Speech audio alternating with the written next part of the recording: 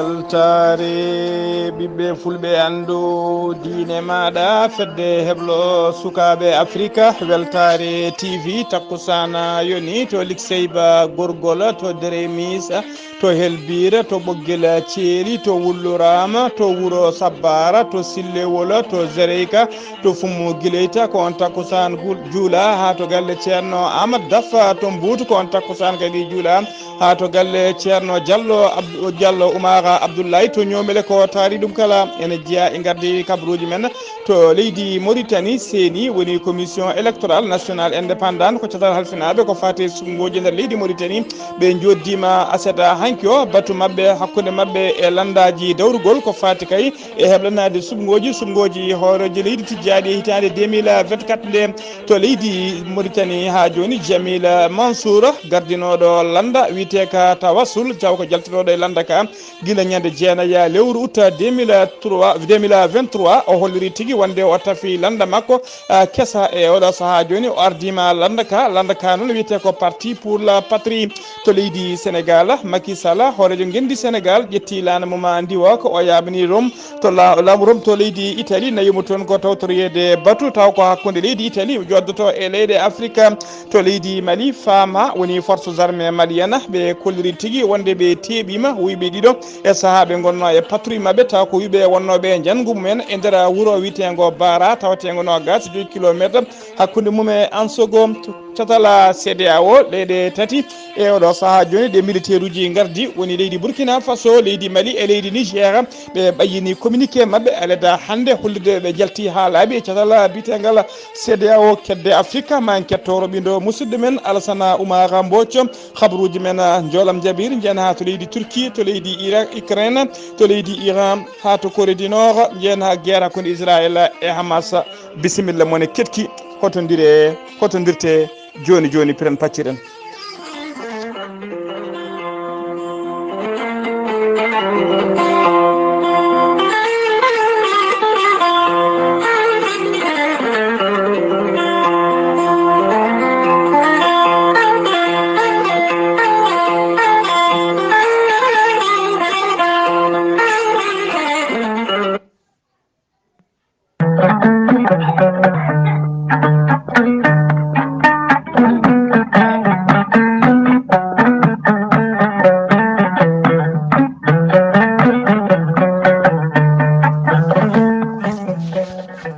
aadi bil aadi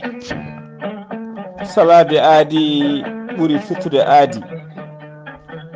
ceerno Amadou Tidiane Diallo mo melga wuuro jinneji wi ko fittuta aadi mo aadodiri e jande weltare ɓiɓɓe fulɓe andu diine ma weltare tv ceerno Amadou Tidiane Diallo ko gando bindi laaɓaɗo leɗɗe ko jaadino ɓalwal e danwal kala ceerno Amadou Tidiane Diallo mo melga wuuro jinneji Allah ne ruɓirimo gandal safrude rafiji kewɗi ɗi jiida ciirola omo safra wonduɓe koyɗe musoje keeceje musoje ɓalli ɓuutoji ɓalli guloji wonduɓe diabète asmo yanɓe AVC ɓe seeɗineji baktide koye mumen e yanoɓe barogal kala ceerno Amadou Tidiane Diallo mo melga wuuro jinneji dendagal rafi mbawɗa wondude kala so tawi kay oɗon maldana so jokkodiri a ɓurata hen balɗe tati tawa wi alhamdulillahi rabbil alamina ceerno Amadou Tidiane Diallo mo melga wuuro jinneji omo safra dendagal rafiji goragu no didorno guila usraɓe goragu yawɓe yitade koye men e jippiɓe e leece kala e on fannu kadi ceerno Amadou Tidiane Diallo ne jogui leɗɗe fannuji ɗiɗi ene waɗi leɗɗe ko jarateɗe ay biyete ko meeɗi moosa a yettat ɗum joni jiɗɗa hoore maɗa leɗɗe goɗɗe ne goodi ɗen urete so tawi a awrima ɗum joni jiituɗa hoorema hano hannirta ni ceerno Amadou Tidiane Diallo ko bawɗo listihar ko indema dokkatamo o haala ko wone ma ha cikka maɗa ko nder ma woodi ceerno Amadou Tidiane Diallo mo melga wuuro jinneji ene andina dendagal kilineɓe mum e oɗo saaha mo tawe to Paris lamorgo leydi France kala jiɗɗo jokkodirde e ceerno Amadou Tidiane Diallo heɓa hen ko ɓuuri labde mbatta ko 00336 04 66 27 ceerno Amadou Tidiane Diallo mo melga wuuro jinneji ene andina dendagal kilineɓe mum tawateɓe to Sénégal e leyɗele taariɗo Sénégal kala wonde base makko ne tawe to Dakar ene tawi ɗon miñi ko ene wiye ceerno Abdoulaye Diallo. ceerno Abdoulaye Diallo ko bawɗo golle ɗe ganduɗe leɗɗe jaajude ɓalwale danwal kala. numéro mum téléphone ko 77 714 94 15. ceerno Amadou Tidiane Diallo melga ene andina Mauritanie naaɓe wonde base makko to Nouakchott ene golla ha no hannirta ni. ene tawi ɗon miñi ko ene wiye ceerno Souleymane Diallo. ceerno Amadou Tidiane Diallo mo melga wuuro jinneji ko laaɓɗo reedu malaɗo wune mbadden dando faade makko.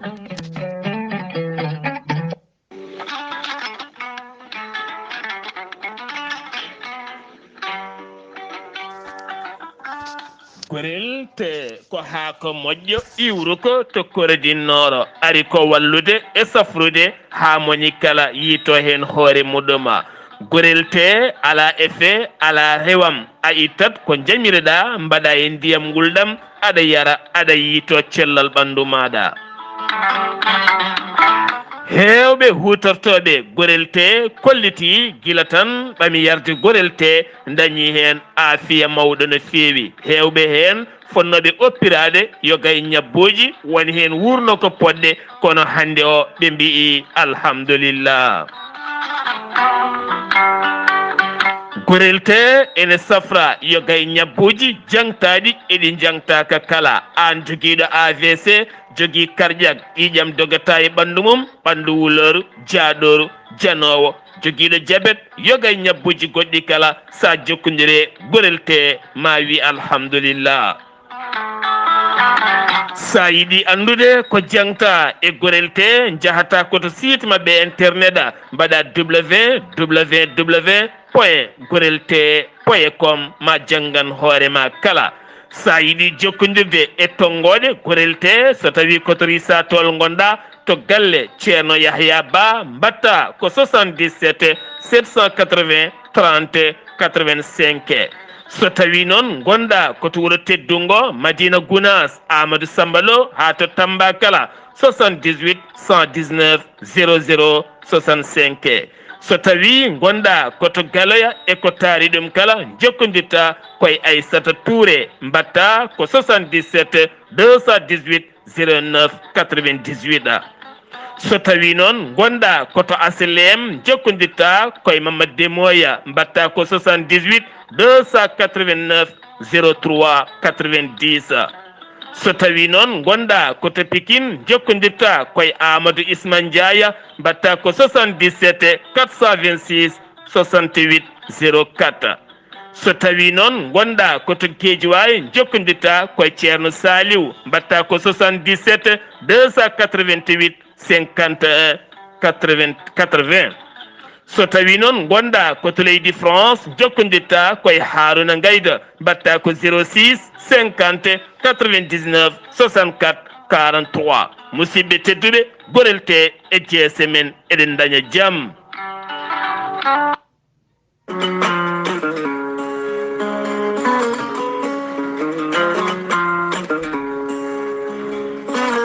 onon jogiiɓe ɓalli musoji caɗele mon gasi ha laaɓi ɓandu musoru koyɗe musoje koppi musoji dadorde musore keeceje musoje balabe musoje daaɗe musoje koye musoje ɓerɗe musoje becce musoje deedi musoji kala mum gasi ha laaɓi. holko gayni musalla mom koko witta fewna tene kadi ko bio 100% naturel ala effet ala haydara ko bajji mo ganduɗa a seltat tan aɗa ɗakka ɗo musata ɗo deññama ha ittuma e musalla ha laaɓa. on bajji noon so tawi aɗa waɗa ɗum e kala saaha ɗo musannoɗo ma iw ha laaɓa. woni hen so tawi lelima haɗa men ɗanade ko musalla haɗa ɗumen ɗanade ɗo gonɗa kala ɓandune muusa ene ƴakka ɗiyane coora a andani hay ko gonduɗa sa jokkodire bajji guittowo kala musalla ma wi alhamdulillah.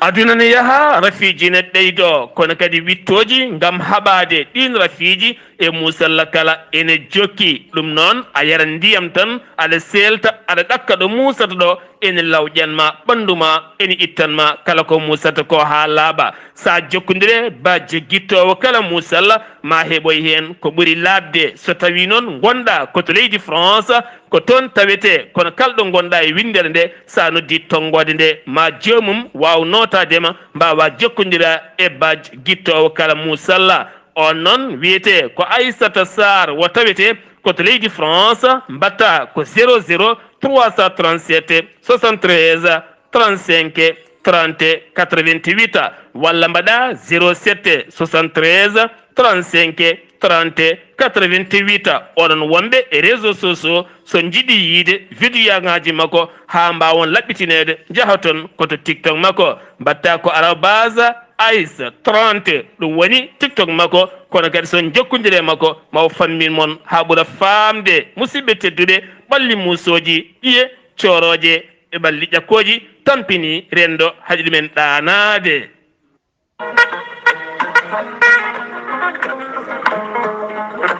Maître Adama Balde, maître en sciences occultes. Maître Adama Balde ko patrimoine mawɗo no feewi wonande culture fulɓe to banggue fina tawa. Maître Adama Balde ko tradi praticien kettinaɗo e nder windere nde kala baɗɗo wittoji mum to leydi Gabon, leydi Cameroun, leydi Congo kono kadi ha to Benin, Burkina Faso, leydi Guinée Bissau, Conakry, leydi Gambie, Sénégal, ha to Mauritanie e nder yoga e windere nde kala ha to dunde Europe. Maître Adama Balde mo ganduɗa waɗi tan koye wittoji ganni fulɓe fina tawa bittowo ha humpito yogay ñabboji cuuɗiɗe nder ɓalli kono kadi omo humpiti kala kene safra ɗuma. Maître Adama Balde mo ganduɗa ko maître en sciences occultes taw kadi ko patrimoine mawɗo no feewi to banggue culture fina tawa fulɓe bittowo leɗɗe fulɓe ñawdorde fulɓe biiɗo e heymon fulɓe duttoɗe e ñawdorde mon saabu hanki so tawi mamira mon jambareɓe ne kaale haalete ko ñawdorde mabɓe ɗen ñawdorde noon ha hande ne keddi e nder nokkuji men e laddeli men woto yeebe a neɗɗo jiɗɗo feeñje puɗɗiɗo feeñje mo añɓe goni yeeso mum sa jokkodire Maître Adama Balde ma heeb ndenka e kisal kono kadi an joguiɗo ñaw cuuɗiɗo e ɓandu maɗa jiiɗoma kala sikka ñawani tawan ka ñawɗo Maître Balde holliti ene humpiti hen gueɗe kewɗe. Maître Adama Balde en sciences occultes mo ganduɗa ko maître kettinaɗo yogay nokkuji e nder windere nde kala sa jokkodire makko mawo haalane hen gueɗe kewɗe ha an hoorema mbawa heptinde hoore maɗa sa yiiɗi jokkodirde e Maître Adama Balde mo ganduɗa ko maître en sciences occultes mbatta ko 78 601 75 75 walla mbaɗa 77 351 77 23 walla mbaɗa so tawi ko tonggode makko leydi Gambie mbaɗa 265 27 71 walla mbaɗa 514 66 66. Maître Adama Balde jinganen fulɓe ene tawe to Serekunda tawete koye leydi Gambie nokku biyeteɗo Nema Alkali Sara Police waɗɗani kadi juma mawɗo mo Nema Alkali. Musidɓe tedduɓe Maître Adama Balde maître en sciences occultes e jeese moɗona. Kettode kaburuji mon e ɗemngal pulaar Afrique, Asie, Europe, Amérique, Moyen-Orient, Océanie. Jam ñalle mon musidɓe tedduɓe eɗen gone dewo nogas jeetati lewru siilo hitande ujunnaji ɗiɗi e nogas e nayyi aletta sappo e jeegom mawnum yaawa hitande ujunere temedde nayyi e capanɗe nayyi e joyiya habaruji men e ɗemgal pulaar e sawta he ko musidɗo mon sehil mon Ghalii Abuu Bah to karallagal ha mbawon yiide en to banggue nete ɓosoje ko miñi men sehil men Saydou Abou Bah jande weltare ɓiɓɓe fulɓe andu diine maɗa ene jarna dendagal ɓen waɗoɓe publicité ji men e kala saha e waɗoɓe communiqué ji nde won noon ko ɗum woni ko jogui jayde so tawi ala publicité ji ala communiqué ji so tawi kadi ala sponsor uji ɗum woni ko jaydeli men e radio ji men e émission ngaji men e kala saha dokkeɗen e radio ji e télé ji ko ronkata wurde ko wasde jogade sponsor uji e wasde wadde gartama wonande kaya radio ngo eɗen gandina bandiraɓe noon yo gandu hettotoɓe jayde nde e kala saha wonde kay ko ɓen sababu ɓen waɗoɓe communiqué ji e kala saha waɗoɓe publicité ji kañumen tambi jayde nde ɗum noon enen foof jetten jaremɓe e duwono ɗenɓe jayde mon weltare ɓiɓɓe fulɓe andu diine ma hono mbiruɗen gardidi kabaruji men koto leydi Mauritanie pudorɗen laana ndiwoka tawa ko battoka jeego ɓiwo woni 6e vol tawi kadi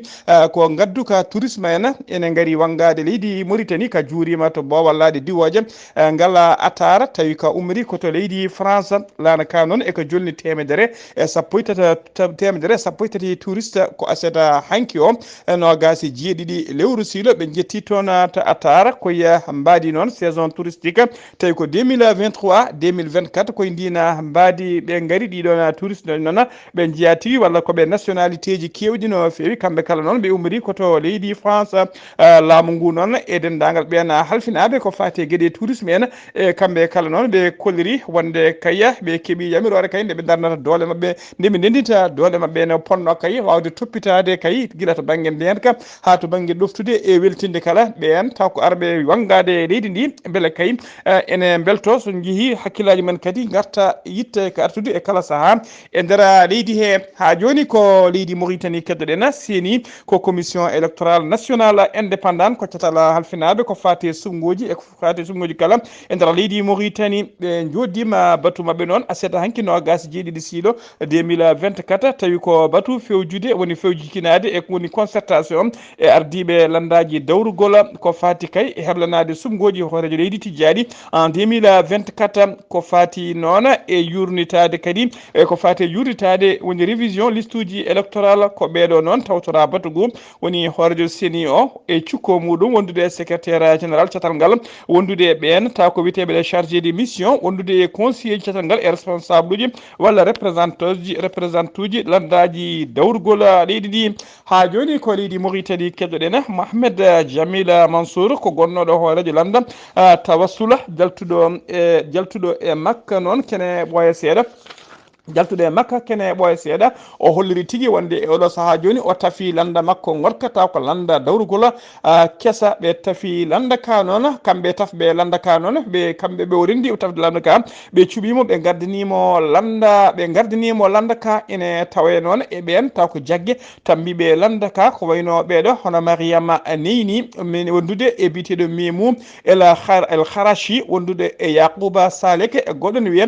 Mamadou Abdoulaye aw ko ɓeɗo goni jaggue landa ka kono siftinde on noon kanko Jamila Mansour o ardinoma landa tawassula 2007 ha yetti 2018 ko guila jeenayi lewru août 2023 o yaltuno landa ka ha laaɓi kanko Jamila Mansour e ñalawma hande o mo yara duuɓi 50 e duuɓi jeeɗiɗi landa ka o ardi noon e oɗo saaha joni ɓe inniri landa ka tigui ko parti pour la patrie ha joni ko leydi Mauritanie keddoɗen Mohamed Salema Wula Merzouga kañum woni jagogal kalfinangal ko fate gueɗe caggal leydi Mauritanie kalfinal ko fate gueɗe caggal leydi e jokkodiral leyɗele o bismima en audience o joddima e ɓeɗo taw tawite o joddima o bismima e oɗo taw ko debbo tawi ko kañum woni ambassadrice joɗaniɗo leydi Espagne e nder leydi Mauritanie hono biteɗo Myriam Alvarez de la Rosa Rodriguez kañum woni wondude kadi e ambassadeur joɗaniɗo taw kañum woni chef de délégation min fedde Union européenne hono son excellence Guillaume Jones ko ñande aljuma ɓennuɗo noon Wula Merzouga bisminoɓe e nder bureau ji mum ɓe jewtidi ko heewi noon ko fati kay e jokkodiral moƴƴal e gollodiral moƴƴal hakkude leydi Mauritanie hakkude muɗum e fedde Union européenne de e hakkude mum kadi e leydi Espagne ha joni ko leydi Mauritanie keddoɗen Mauritanie najo goto gonnoɗo e ɗemngal lawol muɗum faade dow laaci dentude Amérique tawi o rewi ko Nicaragua o rewi noon ko Nicaragua jaranoɗo to Mexique ko toon o hooti e joomi ko woni hawre ladial e nder hôtel City hôtel mo Mexique o jippino ko nder hen o hawri e ladial ñalawma hanki o omo wonduno e nder hôtel o noon ɓi ko debbo goto ɓi ko debbo togoso jaro duuɓi sappo e ɗiɗi ko kamɓe gonnuno e ngolɗon lawol kanko jaltuɗo aduna o noon o wiyeteno ko Ahmedou Wula Abdallahi Mauritanie naaɓe hewɓe noon siftinde on e oɗo saaha joni tawi ne juuki toon to leydi Mexique tawi ko yiɗɓe yawtude to dowlaci dendude Amérique jande weltare ɓiɓɓe fulɓe andu diine maɗa fedde heblo sukaɓe Afrique en dunima dendagal ɓesgu makko kala e dendagal koreji makko ko noon kadi en dunima dendagal diaspora Mauritanie naaɓe kala e ɗanniyankoɓe men wonɓe lawol eɗen ñaago Allah tan nde Allah newnantaɓe kamɓe foof ɓe jetto e dow jaam wonɓe toon ɓene nde Allah newnanta ɗumen kayitaji newnan ɗumen kadi no joɗiri haydara leydi he ha mbawa ƴellidde e leyɗe mumen ha joni kabaruji men ɗemgal Pulaar seno mima to leydi Mauritanie koto leydi Sénégal paɗena Macky Sall horejo gendi Sénégal ƴetti lana mum ndiwoka aleda hande nogas 7 janvier 2024 o yaɓini Rome to leydi Italie nayumo to noon ko tawtoriyede batu fe hakkude leydi Italie joddoto e leyɗe Afrique batu ngu noon ko aleta janggo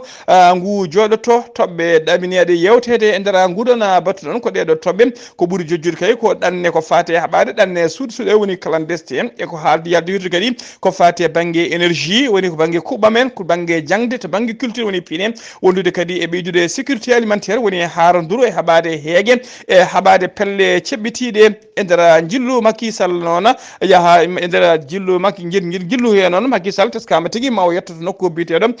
Barbade ɗum noon o yetta toon ko ñande capan tati ha ñande premier lewru février 2024 ko ñande premier février ɗon ko ñande hen o ummito toon o arta e nder Dakar lamorgo gendi makko ha joni ko leydi Sénégal keddoɗen aseta hankino gasi jiɗiɗi siilo 2024 Amadou Ba kañum woni hoore jagorɗe laamu leydi Sénégal kanko kadi woni mbiri majorité présidentielle ɓenna bokko yakara kanko Amadou Ba noon tawi omo yaadi e sete timmuɗo no fewi ɓe jettima galle biteɗo Abdoullah Mbaye ko mennoɗo wonde hoore jagorɗe leydi Sénégal nawiɓe toon noon ko yettinoyde e duwawuji mabɓe kay e duwawuji leydi ndi kala caggal jaltugol aduna nene mum Abdoullah Mbaye noon kanko Amadou Ba noon o yahani goto omo yaadi e ministre Mbaye Ndiaye kañum woni ministre d'état omo yaadi e mum omo yaadi kadi e ɗiɗo ministére uji ko wayno Aliwa Ndoye e ko wayno Cheikh Oumar Anne ko wayno Abdou Latif Coulibaly ko wayno Ndeya Sally Dioba Dieng e ko wayno madame Zahra Liana Thiam e cukko hoorejo suudu sarɗiyeji hono Malick Diop e waɗɓe nden noon haɓe jeeyi tigui haɓe jettima toon ko ministre d'état Mbaye Ndiaye ko kañum tigui ƴetti konngol e yamirore Amadou Ba yettinde duwawuji mabɓe caggal ɗum noon Amadou Ba ƴetti hoore jagorɗe leydi ndi ƴetti toon konngol wadde hommage kay hono nene mum Abdoul Mbaye jaltuɗo aduna o holliri kadi wonde cehilagal makko e jokkodiral makko hakkude makko e Abdou Mbaye wona tan saabu dawrugol wona joni ɗum fuɗɗi jokkodiral mabɓe koko ɓooyi Abdou Mbaye ne caggal ɗum ƴetti konngol ko addi kala ruttiɓe duwaw e jarniɓe kadi e oɗo fayida e fulla mawɗo no fewi moɓe mbaɗi kay yaɓude koyɗe mabɓe arde duwanade dendagal famille o kala tawi kadi wona e téléphone wona kadi e makam Neli e Mamoudou kamɓe jaɓɓi koye mabɓe ha yetti toon kadi o tengtini ko Amadou Ba wi ko kay wonde cehlagal mabɓe wona ko ceegila hanki tigila hande arani ha joni ko leydi Sénégal kelɗoɗen jen ha to Thiès aseta hanki ko batu pattam lijujo wonno taw ko batu ngu Benna Bokk Yakar ngu Thiès wonno mujibu batu ngu ɗon ko tafde toon comité taw ko comité électoral départemental mo Thiès dendagal responsable uji Benna Bokk Yakar ɓe Thiès notitima hen batu ngu noon koko e notima e batu ngu ko wayno ministre Papa Amadou Ndiaye ko wayno président Abdou Mbow e ko wayno président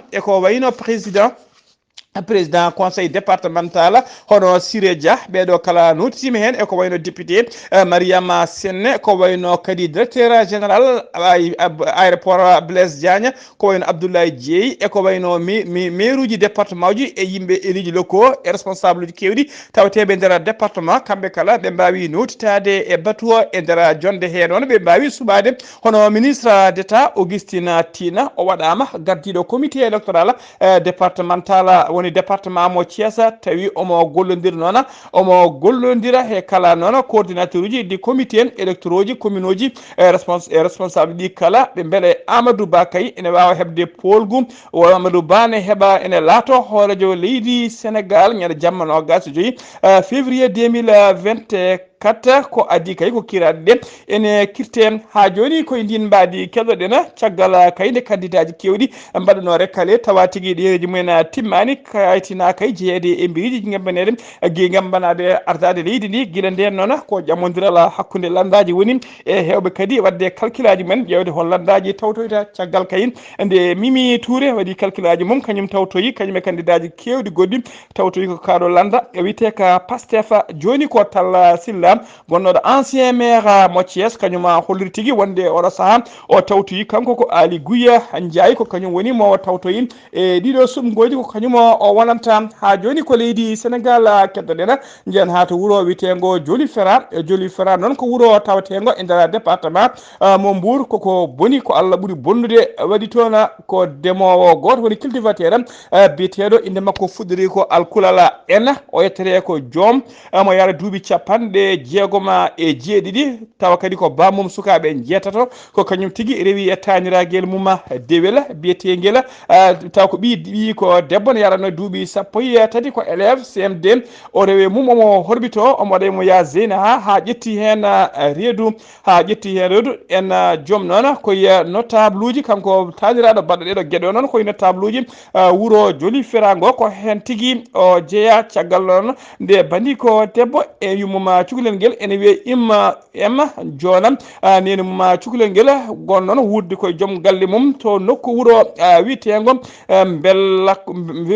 Bella Kajiya o nden noon o arino jillu yidde kay juurade bani ko gorgo hono en joom on tawi tigui wonde ɓi ko debbo ene ƴetti reedu tawa kadi ko reedu teddude no fewi yara lebbi jeegom caggal noon nde on namdi guel ɗon cukalel jaaru wila duuɓi sappo e tati o musiba ko woni hollir tigui wonde ko tanuma biteɗo en joom kañum tigui e kala saaha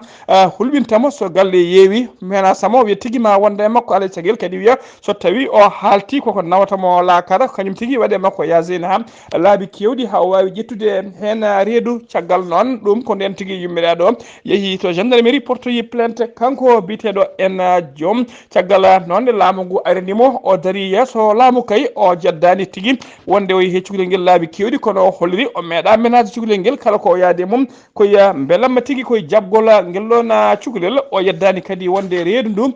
ko kanko jeeyi ɗum kono noon haɗani e oɗo saaha joni eɗen molalla waɗama déféré to yesso parquet o waɗama déféré guila ñande alkamisa o waɗama déféré to parquet omona e mofta e mbadi mandade dépôt modi faadi visa makko faade kaso mawɗo ha joni kabaruji men ɗemngal pulaar to jeppela derkle paɗena benna bokko yakara yenna suɓima biteɗo Birama Ngoma o waɗama coordinateur départemental comité électoral benna bokko yakara to département mo jeppela derkle Birama Ngom noon ko guila ko jeeyati ko jaggue tambiɗe APR o jeeya ɓe tafi kadi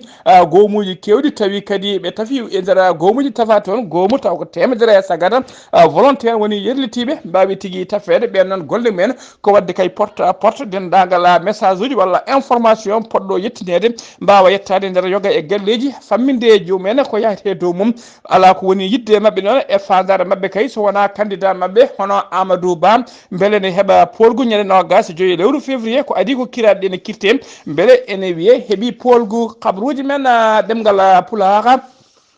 habaruji men ɗemngal pulaar so tawi en ummima to leydi Sénégal koto leydi Mali paɗen to leydi Mali fedde witede association des femmes de l'ambassade de la Chine au Mali e gardugol joom suudu ambassadeur joɗiniɗo leydi Chine e nder leydi Mali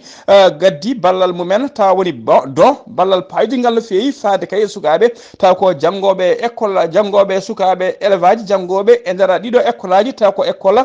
mo camp génie militaire ambassadeur mo Chine noon hono chien jihongo e joom suudu mum gardiɗo ONG o ko kam hono biyeteɗo men Jong Sijan o ko kamɓe tigui pecciri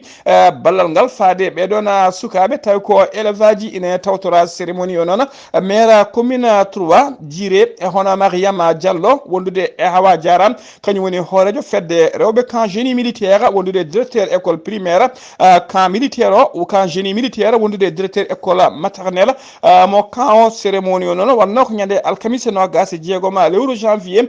ndu gonɗen ndu so tawi ko ballal ɓe gaddigal fandallal ngal noon koko fati fourniture scolaire woni guilay kayyeji ha e kartaɓe e bikuji e ko yadata hen kala wondude e joueji woni pijirloji wondude e matériel sport joom suudu ambassadeur Chine o noon holliri hen weltare makko mawde no fewi o holliri ngal ɗo ballal wona hande fuɗɗi saabu kay guilay lewru novembre ndu to hollirino ballal e mbadi do arino faade fedde rewɓe taw ko fedde rewɓe camp génie militaire ɗum noon ngal ballal wonno ko machine aji ñotoji ɗina machine aji noon ko yidde waddude rewɓeɓe kay haɓade wasam gollagu e wawde jowande koye mumen o holliri kadi balle goɗɗe mbaɗi ni ma mbaw tigui arde kala saaha gam ƴellidde oɗon camp taw ko camp génie école génie militaire moɓe mbaddi tigui jokkodiral hakkude mabɓe ha joni ko leydi Mali keddoɗen aseda hanki nogas jiiɗiɗi lewru janvier hitande ujunnaji ɗiɗi e nogas e nayyi saga 10 heures be tawe sagataɓe ɗiɗo taw ko joguitiɓe ha tedɗi tawi kadi ko wuyɓeɓe hinde braquer uji kañumen jinno yande e wuuro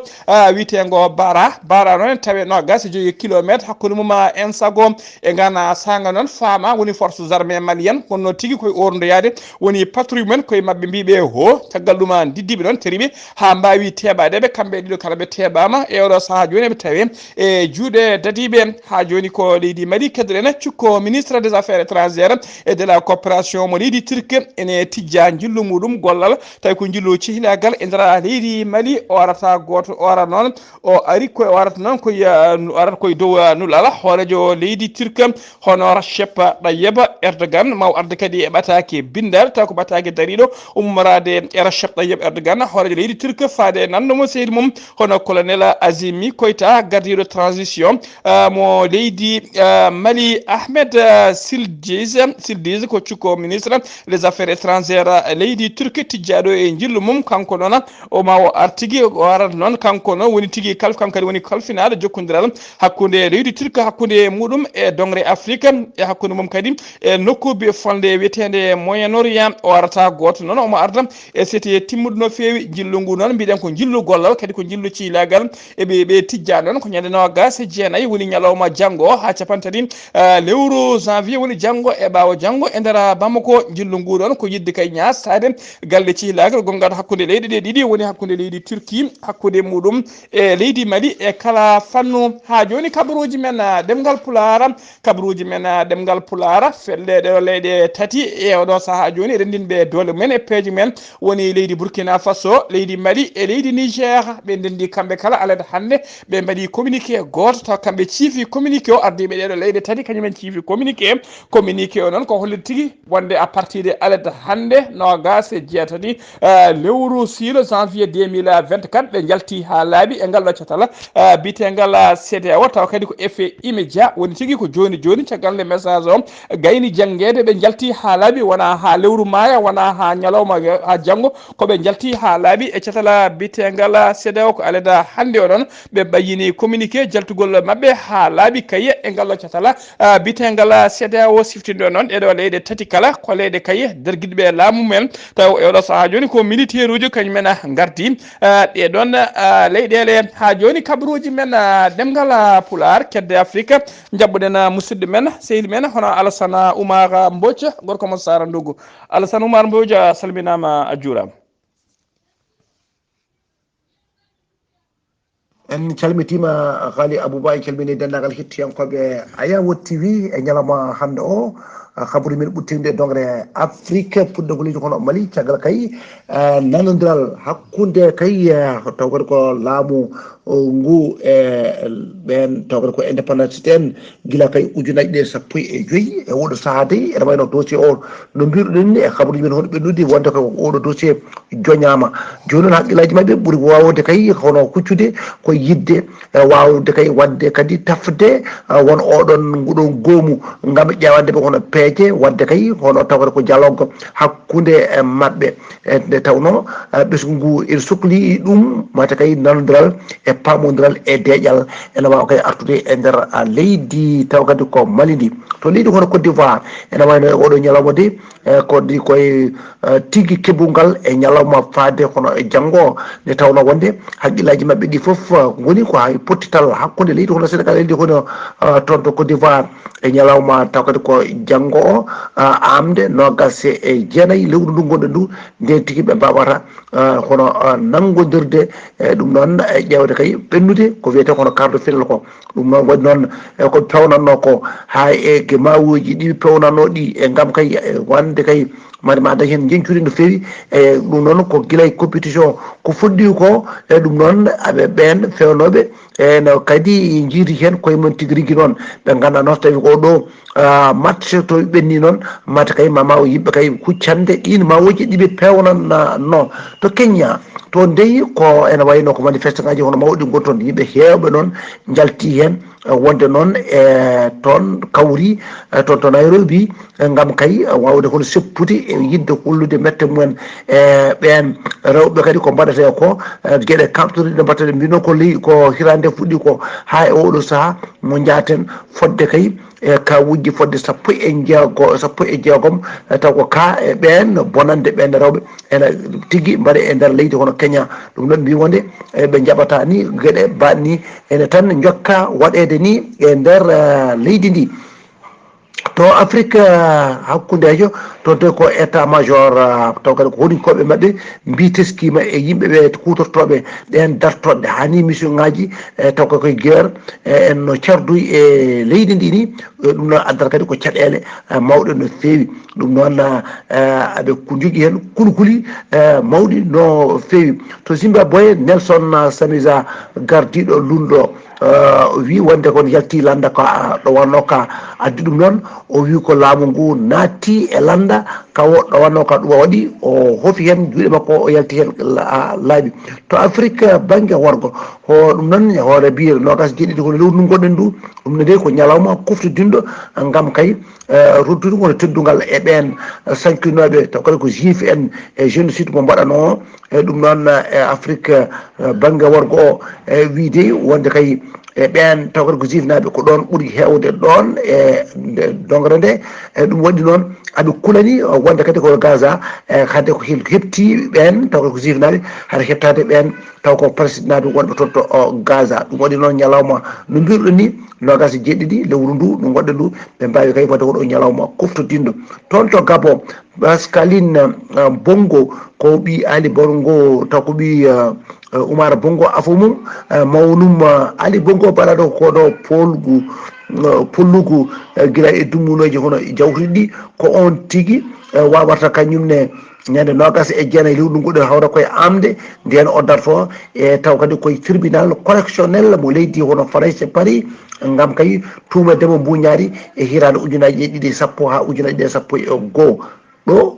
Ghalii Abuu Bah kumpital men e ɗemngal pulaar taw koye dongre Afrique ko ɗo kaɗɗen hen taw wonno koye dade musidɗo Arsane Oumar Bocci gorko mo Sandogo gam weltade Ayawo TV.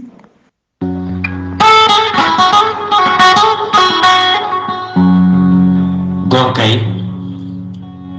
mini ayanda keɗatomi ko jahande heblo sukaɓe Afrika nde tawno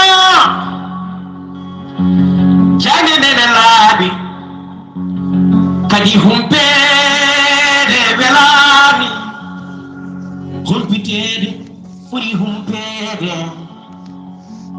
buɗal yurmede aha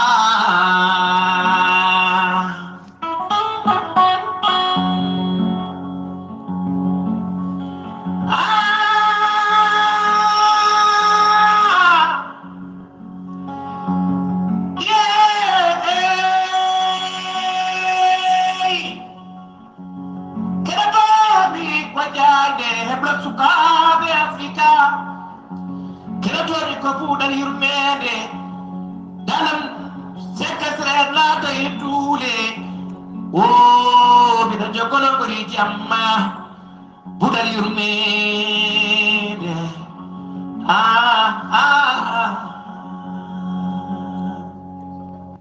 Yaya Ndiaye golle ma jooɗi peewi so tawi jiɗɗa ko kabaruji hetto jayde weltare ɓiɓɓe fulɓe andutinima weltare TV tawi kadi jiɗɗa ko pinal e gandal hetto buuɗal yurmede jayde noon ko noon tan jeeyi hay goto on ndendani habaruji men jolam jaɓeri koto leydi Turki puɗɗorɗen sagataɓe ɗiɗo buumiɓe ɓe cuwa taw andede mbaɗi ñangu mumen e nder église noon woni nokku juulirɗo wonande ɓen ɓe diine isayankoɓe tawa kadi ko église biyeteɗo église italinaɓe tawateɓe e nder Istanbul lamorgo leydi Turka ɓe mbaɗi ñangu ngu ɗon koye saaha ɓe gonno koye saaha ñangu ngu waɗa tigui koye saaha ɓena isayankoɓe gonno tigui e nde juulu mumen woni en pleine messe ko nden tigui ñangu ngu waɗa e nder ñangu he noon teskama neɗɗo goto wasi hen